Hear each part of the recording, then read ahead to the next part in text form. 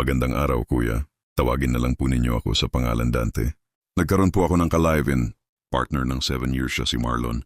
Nakakalungkot nga lang dahil sa hindi inaasahan pangyayari ay naaksidente.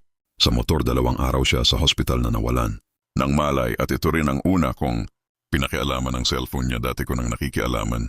Pero hindi gaano at sa pagkakataon na ito nabasa ko ang mga convo ng mga kachat. Niya na naging sanhi ng pagkalungkot ko lalo na sa nabasa ko. Ang kaibigan namin na isa ay may relasyon sila ng ka-live-in. Partner ko sa pagkabasa ko sa mga convo. Nila agad kong tinawagan ang kaibigan namin para konpontrahin subalit nakablock. Ako sa kanya sinubukan kong tawagan ang kaibigan naming traidor gamit ang cellphone ni Marlon na greeting pero hindi. Sinasagot na mas lalong. Nakaramdam ako ng galit ang awa at lungkot ko na nararamdaman kay Dante ay nabawasan. Gusto ko siyang konpontrahin pero di ko magawa-gawa dahil wala siyang malay. Pagkalipas ng 4 na araw ay nagising na rin si Dante, hindi ko agad kinumpronta dahil lumipas ang nararamdaman. Kung galit pero nakapagdesisyonan ko na siyang hiwalayan. Pagkalabas niya ng hospital, after ng 9 days na ayos na ang lahat at pwede nang lumabas. Si Marlon inaamin ko tago ang relasyon namin ni Dante, hindi alam ng pamilya ko lalo at ang alam nila ay lalaki.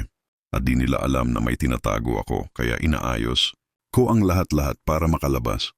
Si Marlon at wala dapat nakakaalam sa relasyon namin ni Marlon. Nauwi ko na sa apartment namin si Marlon dahil maayos lahat, kinumpronta ko siya.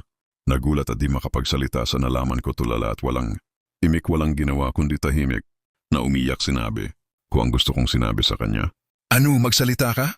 Kahit gawin ko ay hindi pa rin nagsasalita si Marlon at sa inis ko kinuha ko ang mga tirang gamit ko.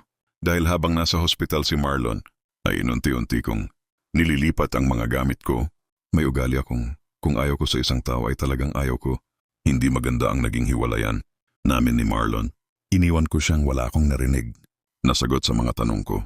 Sinabi ko na rin sa kanya na siya na ang bahalang magbayad sa apartment namin. Lumipas ang 3 buwan, kinumusta ko ang kaibigan ko na may-ari ng apartment kung saan iniwan ko sa Marlon. Hindi raw nakapagbayad si Marlon ng renta kaya pinalayas at ang mga gamit daw na pwedeng magamit ay yung ang pinangbayad ginawa na rin daw na bodega.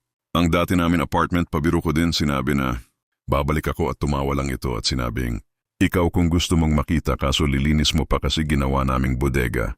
Dahil gusto kong makita sinabi ko naman kunwari, segi pero tignan ko muna. Pero ang totoo ay gusto ko lang makita agad. Naman akong pumunta at nagulat. Ako dahil kung ano ang iniwan ko maliban lang sa TV at mini refrigerator ay kinuha ng may-ari ay andoon. Ang mga damit niya andon. Ang mga sapatos, unan kumot, at iba pa tipong ang suot lamang nito ang daladala niya. Dahil sa curiosity ko, gumawa ako ng dummy account para stalk ang Facebook niya pero ang mga pictures ay wala na, maliban na lang sa isang quote na, "Love is sacrifice." Bumibilis ang tibok ng puso ko, ramdam ko na kinakabahan ako. Sinubukan ko rin stalk ang trader namin kaibigan. At dito ko nakita ang isang hindi ko inaasahan dahil si Marlon ay patay na ayon sa nakita kong post. Dahil gusto kong kumpirmahin kung totoo o hindi, sinubukan kong tinawagan ang kaibigan namin at agad na sumagot at sinabing pupunta ako sa lugar na sasabihin dahil ang mga katanungan ko ay andun daw ang kasagutan. Dumating na ako na sabing lugar at maya-maya ay lumapit ang kaibigan namin. Hindi pa ako bumababa sa kotse ko ay may inabot na sulat. Di ko na rin siya kinumpronta kundi mas inuna kong buksan ang nasabing sulat. Alam ko, Dante, darating ang araw na maiitintindihan mo rin ang lahat at ito ang tamang oras. Ako at ang kaibigan natin ay wala kaming relasyon.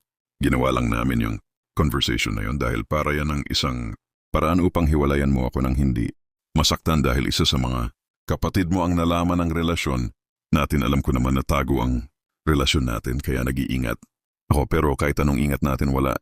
Talagang lihim na di nabubunyag kaya gumawa ako ng paraan kaso nagkataon sa pag-uwi ko isang kotse ang hindi ko kilala ang bumangga sa akin. Nawalan na akong malay at di ko alam ang sumunod na pangyayari hanggang nagising na lang ako nasa hospital. Napala ako at salamat Dante sa pag-asikaso mo sa akin at di ko makakalimutan ang isang Dante sa buhay ko kahit mawala na ako. Nagmamahal, Marlon. Di ko na mapigilan humagulgol. At pinaghahampas ko ang manobela ng kotse ko. Nanginginig na di ko maintindihan. Nagsisi na di ko maipaliwanag. Kung alam ko lang na ganito, buhay ka pa sana. Dahil walang kahit sino ang kamag-anak ni Marlon na pumunta, nilibing si Marlon sa public cemetery. Nakilala ko si Marlon ng independent at mag-isa. Lang sa buhay inaamin ko hanggang ngayon. Hindi ko pa rin siya nakakalimutan. na minsan na para akong tangang nag-aantay ng Marlon na babalik.